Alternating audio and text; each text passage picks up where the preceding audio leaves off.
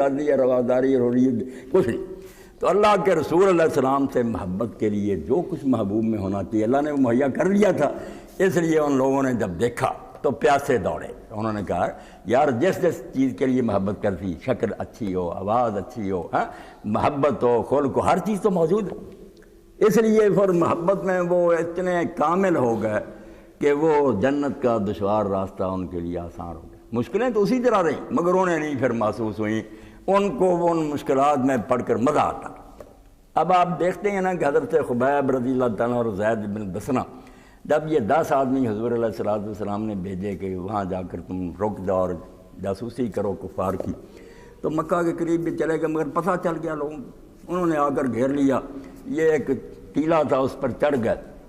بہرحال 3 آدمی جو تھے یہ مان گئے کفار کی بات کہ ہم آپ کی امان قبول کرتے ہیں، باقی تو شہید ہو گئے لڑتے جھگڑتے. مگر جب ان کو باندھنا شروع کیا رسیوں سے تو ایک نے کہا یہ تو پہلی غداری ہے، یہ اپنے وعدے سے پھر گیا، مان کا کیا مطلب کہ باندھ رہے یہ تو قتل کریں گے. انہوں نے پھر ہاتھ چھڑا کر لڑنا شروع، شہید ہو گئے. 2 جو تھے ان کو مکہ لے. اب حضرت خبیب نے بدر میں بڑے بڑے کافر مارے تھے، ان کے وارث یہ کہہ رہے تھے کہ جو ہمیں خبیب کی کھوپڑی لا کر دے ہم اس کی کھوپڑی میں شراب پئیں گے، اتنا انعام دیں گے. وہ انعام کے طالب تھے، لے گئے کہ بیچیں گے. وہاں جا کر بیچ دیا. حضرت خبیب قید ہو گئے، زید بھی قید ہو گئے. اب انتظار میں تھے موت کے. یعنی محبت میں کتنی طاقت ہے. سب نظر آ رہا تھا کہ وطن چھوٹ گیا، جی بچے، پیچھے کوئی خبر نہیں تھی حضور علیہ السلام کو، صحابہ کو کیا ہوا. اب قید رہے. اس قید کے زمانہ میں جو کافر تھے، جس عورت کی ڈیوٹی تھی کہ وہ انہیں کھانا دے، پہلے تو آپ نے اس سے کہا کہ میں تم لوگوں کا قیدی ہوں مگر میرے ساتھ یہ نیکی کرنا کہ جس دن تم بتوں کا چڑھاوا پکاؤ نا اس دن کھانا نہ مجھے دے. غیر اللہ کی نیاز جس دن دو میرے لیے حرام ہے، میں بھوکا رہوں گا. مجھے یہ غیر اللہ کا ذبیحہ یا یہ صوبہ علیہ غیر اللہ. وہ پھر کہتی ہے کہ میں نے دیکھا کہ کئی مرتبہ میں اس کوٹھڑی میں جاتی جہاں وہ قید تھے زنجیروں میں جکڑے ہوئے، تو ہاتھ میں آدمی کے سر کے برابر انگوروں کا گچھا ہوتا، بڑے بڑے موٹے انگور. حالانکہ ان دنوں مکہ میں انگور نہیں ملتے تھے، موسم ہی نہیں تھا. تو رسول کریم علیہ السلام سے جب یہ بات عرض کی گئی تو آپ نے فرمایا یہ اللہ کی طرف سے غیب سے رزق ملتا تھا.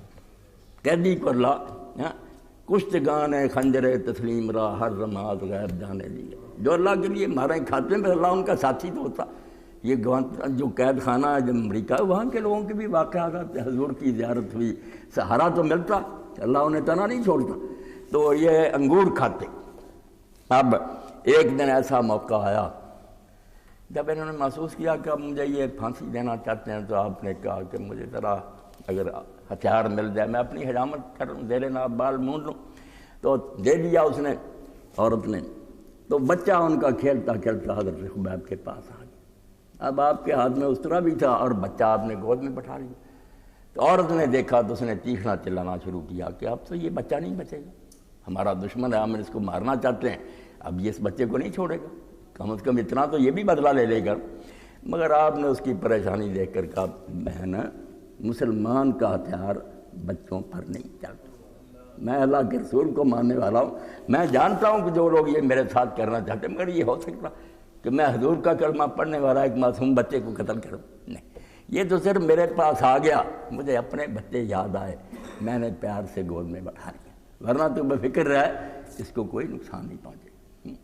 پھر جب ان کو لے گئے حرم کعبہ کے باہر، یعنی یہ لوگ نا اونٹ کو نگلتے ہیں مچھر چاندتے ہیں، ایسا تقویٰ بھی لوگوں میں ہوتا نا، بے ایمان ہو جاتے ہیں مگر نیکی چھوٹی چھوٹی کا خیال بڑے گناہ حل. یعنی یہ خیال ہے کہ آدمی کو مارنا حرم سے باہر رہ جائے گا، حرم کی توہین نہیں کرتے، قتل کر رہے ہیں ایک بے گناہ کو، اس کا خیال نہیں، حرم پہ کے باہر رہ جائے. تنیم لے گئے جہاں حضرت عائشہ صدیقہ رضی اللہ کی مسجد ہے. اب کھجور کا تنا تھا، رسا لٹک رہا تھا، سارا مکہ جمع ہو گیا، منادی ہو گئی تھی، مرد عورتیں جو سارے تماشا دیکھنے کے لیے اکٹھے تھے، انہیں کھڑا کر دیا گیا. اب سب کوئی نظر آ رہا ہے کہ لوگ جمع اور میرا تماشا دیکھنے کے لیے. تو اس وقت کافروں نے کہا کہ ابو خبیب کوئی خواہش تیری، آخری وقت اگر تیری کوئی خواہش ہو پوری کر. انہوں نے کہا میں اور کچھ نہیں تم سے چاہتا، مجھے 2 رکعت نماز پڑھنے دی، میں دنیا سے نماز پڑھ کر جانا چاہتا ہوں، مجھے نماز پڑھنے کی اجازت. تو نماز کے لیے اجازت مل گئی، آپ نے نماز شروع کی، بہت مختصر نماز پڑھی، اور بعد میں کہا جو مزہ آج کی نماز میں آیا نا، نماز ختم کرنے کو جی نہیں چاہتا تھا، مگر میں نے سوچا کہ یہ ظالم کہیں گے کہ مسلمان موت کے ڈر سے نماز کو لمبی کر رہا ہے، اس لیے میں نے جلدی ختم کر دی، ورنہ آج جیسا لطف کبھی نہیں آتا۔ جان دی ہوئی اسی کی تھی، حق تو یہ ہے کہ حق اللہ رہا۔ اب یہاں پوچھا ابو سفیان نے کہ خبیب تیرا آخری وقت ہے، سچ سچ بتا دے کہ تیرا جی تو چاہتا ہوگا کہ میں آرام سے اپنے بچوں میں بیٹھا ہوتا، محمد صلی اللہ علیہ وسلم سے جو سلوک لوگ چاہتے کرتے، میں کس مصیبت میں پھنس گیا۔ تو آپ نے کہا ابو سفیان جب تو نے یہ لذت چکھی نہیں، تجھے میں سمجھاؤں کیسے کہ ہم محمد رسول اللہ کو کیا سمجھتے؟ تو یہ سمجھتا کہ میں یہ سمجھتا ہوں گا کہ میں آرام سے ہوتا اور حضور یہاں پھنسے ہو؟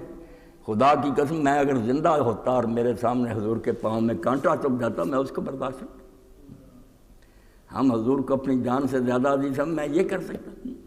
اب وہاں انہوں نے نظر دوڑائی، کوئی نہیں نظر آیا جو حضور تک پیغام پہنچایا۔ اب اللہ تو تھا ہی نا۔ اس وقت انہوں نے دعا کی کہ اللہ میں جا رہا ہوں، میرا سلام حضور تک پہنچا۔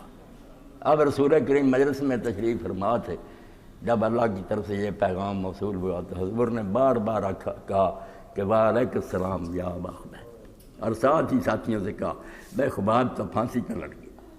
اس کے ساتھ تو یہ ہوا، اب تنعیم میں لٹکا دیا گیا اور اس نے سلام دیا۔ یعنی محبت سے جو چیزیں ہم سوچ کر کامتے رہیں، اور بیک وقت 50 آدمیوں نے ان کے بدن میں نیزے سے چبوت، ایک طرف رسہ کھینچا گیا اور ہلکا جو بنا ہوا تھا برچھے تھے، 50 آدمی۔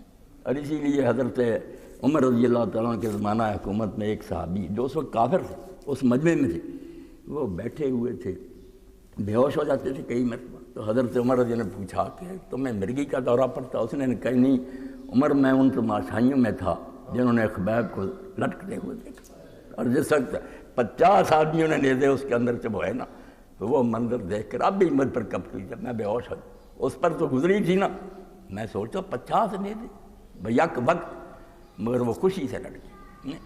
اور اس وقت جو شعر پڑھے بہت زیادہ، مگر امام بخاری رحمۃ اللہ دو سے نقل کیے، وَلَسْتُ أُبَالِي حِينَ أُقْتَلُ مُسْلِمًا عَلَىٰ أَيِّ شَكٍّ كَانَ فِي اللَّهِ۔ اگر میں اللہ کے راستے میں مارا جاؤں تو مجھے کوئی پرواہ نہیں کہ لوگ قتل کر کے مجھے کس پہلو پر پھینک دیں، میں نے اس بارے میں کیا سوچا، کوئی فکر مندی کی بات نہیں۔ وَذَلِكَ فِي ذَاتِ الْإِلَٰهِ مَن يَشَاءُ يُبَارِكُ عَلَىٰ صَالِحِ الْمَمَدَّعِ۔ میرا یہ جان دینا اللہ کی رضا کے لیے، اور جو اللہ کے لیے مرتے ہیں اللہ ان کے بکھرے ہوئے ٹکڑوں پر بھی رحمتیں نازل کر دیتا۔ میرے اگر ٹکڑے بھی بکھیر دیں گے تو اس پر بھی اللہ کی طرف سے رحمتیں نازل ہوں۔ یعنی محبت میں اتنا زور ہے کہ انہوں نے کہا تم کہتے ہو کہ میں چاہتا ہوں گا کہ میں آرام سے بیٹھا ہوتا، حضور کو تکلیف پہنچ نہیں۔